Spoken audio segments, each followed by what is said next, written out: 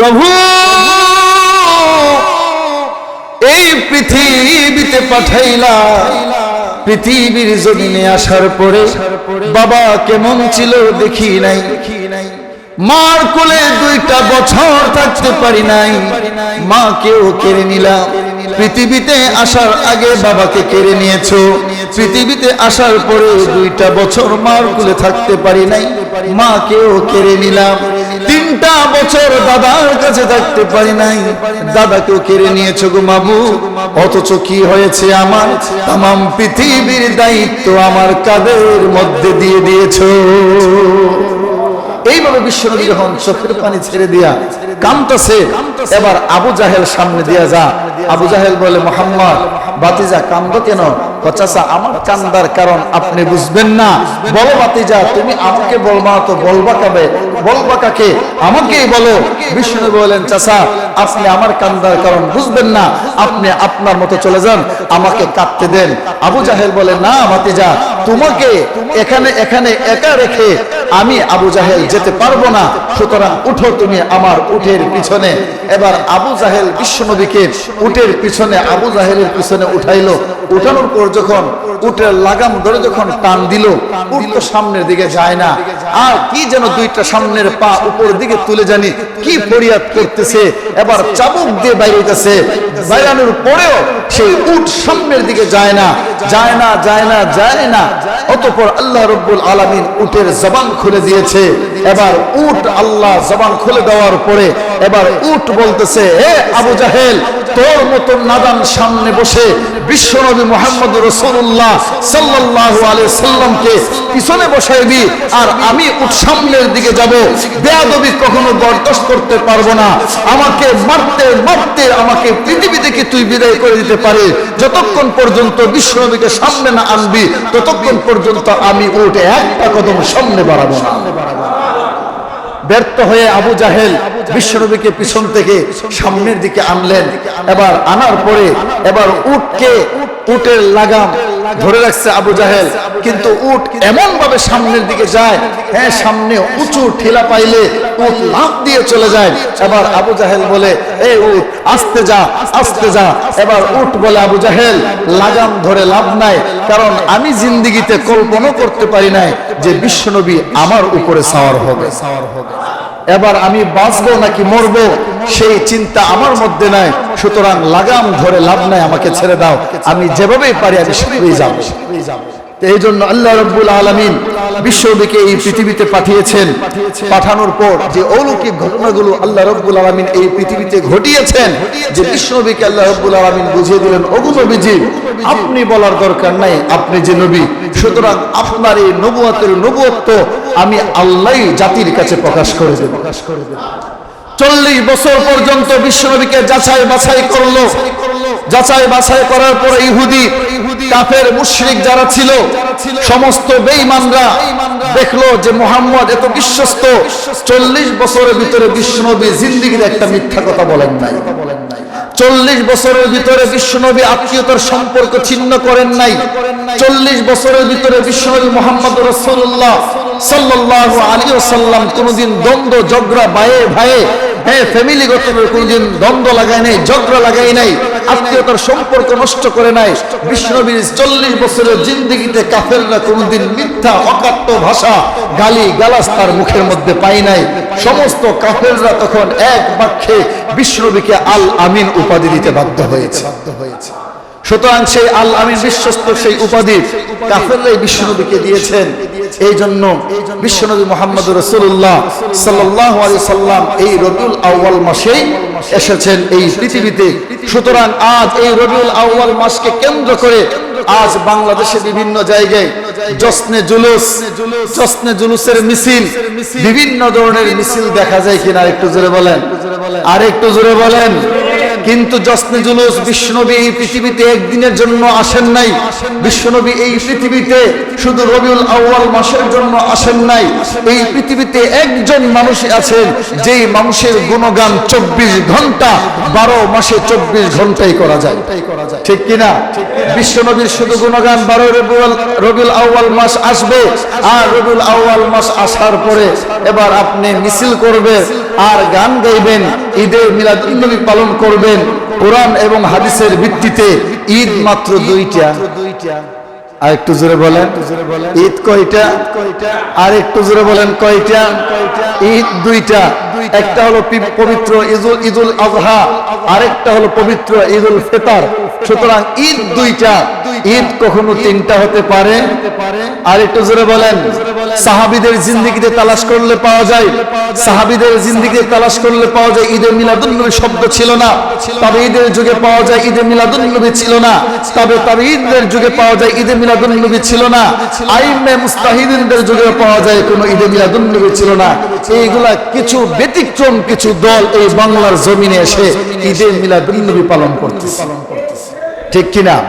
কিন্তু ঈদে মিলাদুন নবী পালন করা যাবে না।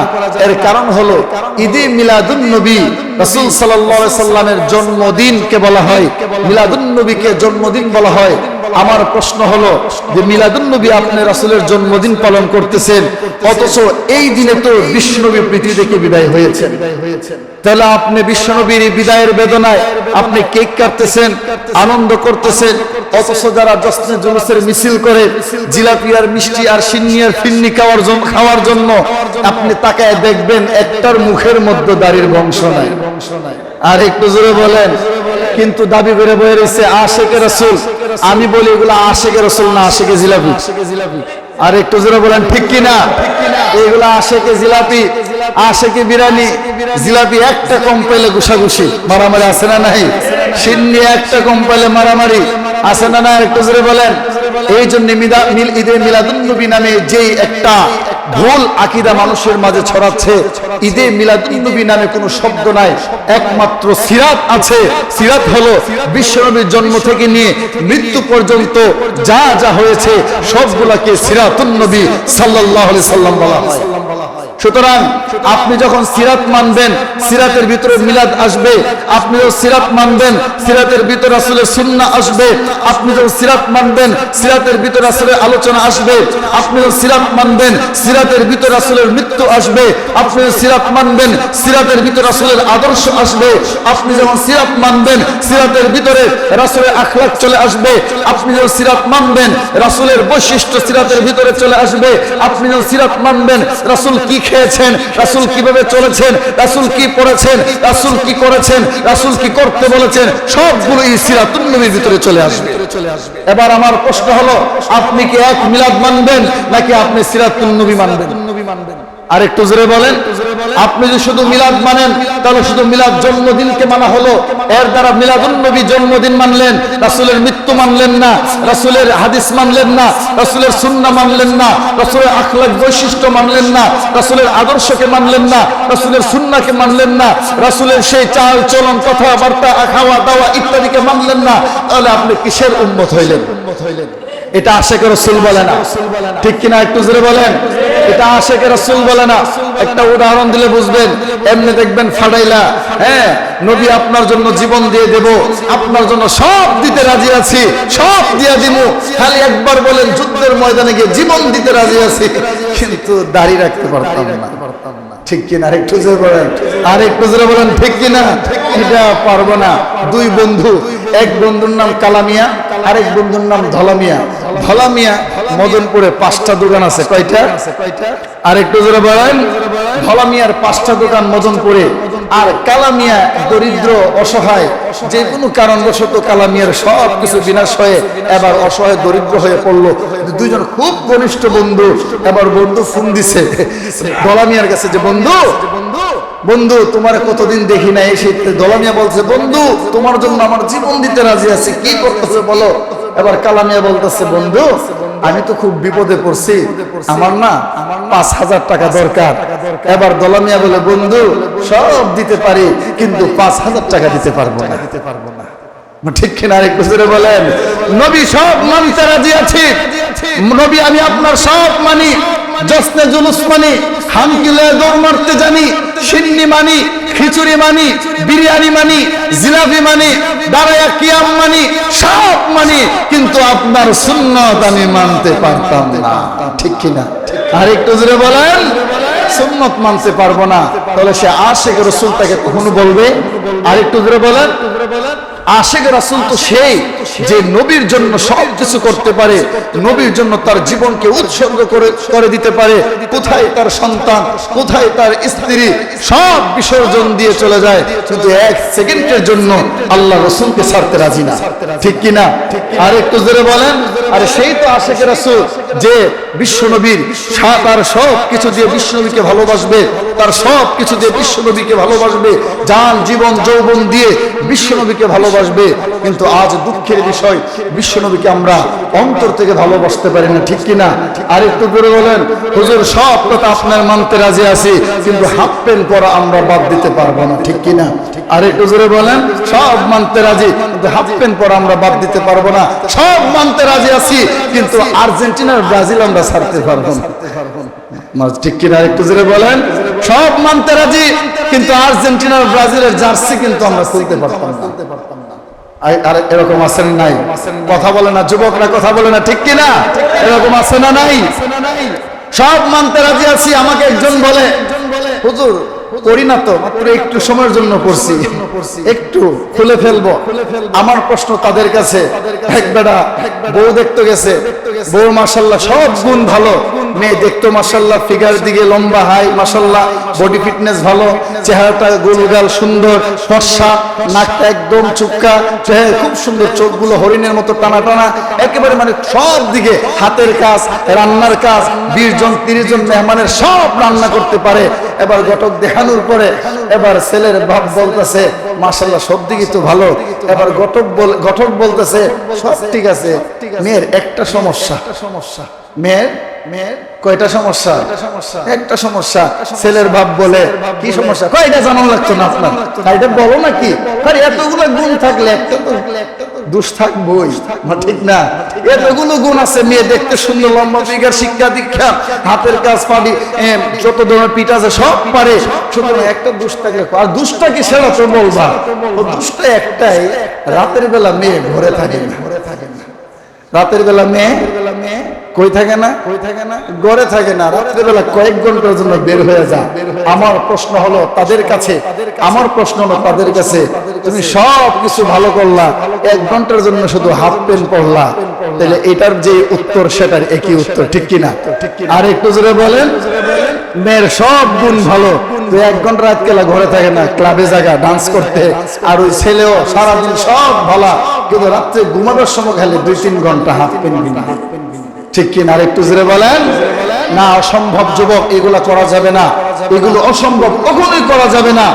এই জন্য আমাদের উচিত হলো যে বিশ্বনবী মুহাম্মদ রাসূলুল্লাহ সাল্লাল্লাহু আলাইহি সাল্লাম আমাদের জন্য এত সুন্দর দ্বীন ইসলাম নিজের জীবন বাজি রেখে উহুদের ময়দানে দাঁত মুবারক শহীদ করেছেন, খন্দকের যুদ্ধে পেটের মধ্যে পাথর বেঁধেছেন, তায়েফের ময়দানে রক্তাক্ত হয়েছেন, বিশ্বনবীর পিঠের মধ্যে চাকনি আছে না, জালির মতো ছিদ্র হয়ে গিয়েছে।